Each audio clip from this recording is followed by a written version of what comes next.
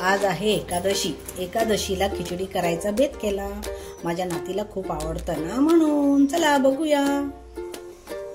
जिरे घालेपर्यंत आपण खिचडीला काय काय घेतलं ते दाखवूया। हे आहे साबुदाणा, हे आहे शेंगाचं कूट, हे आहेत बटाटे आणि हा ठेचून मिरची। चला, जिरे गरम झालेले आहे। आता आपण बटाटा किसून घालूया।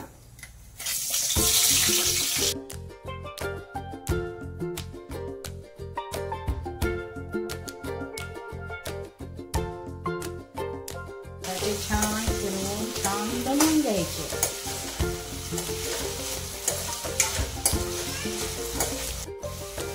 आता बटाटे छान दमलेले आहेत, तर त्याच्यामध्ये हिरवी मिरची घालायची।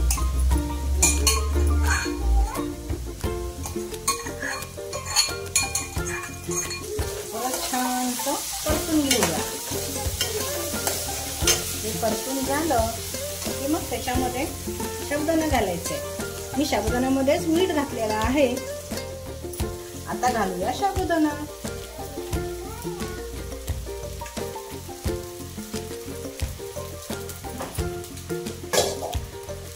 साबुदाणा घातलेला आहे, आता तो व्यवस्थित परतायचा।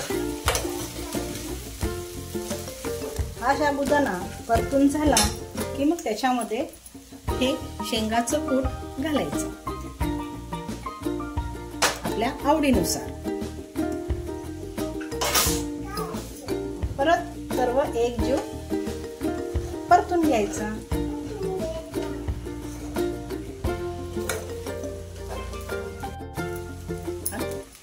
परतून झालेला आहे, त्याच्यावर आता थोडंसं झाकण ठेवायचं। झाकण ठेवल्यामुळे खिचडी छान दमून येते।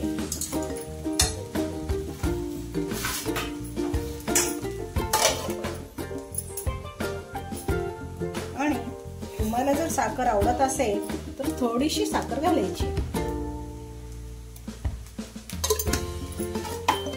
परत झाकून ठेवायचं, उघडून पाहायचं आणि परत थोडंसं फिरवून खालीवर करून घ्यायचं।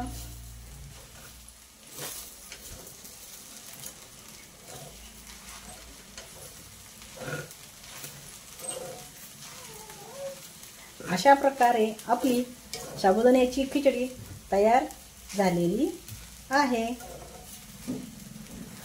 आता मी माझ्या नातीला साबुदाण्याची खिचडी खायला देत आहे।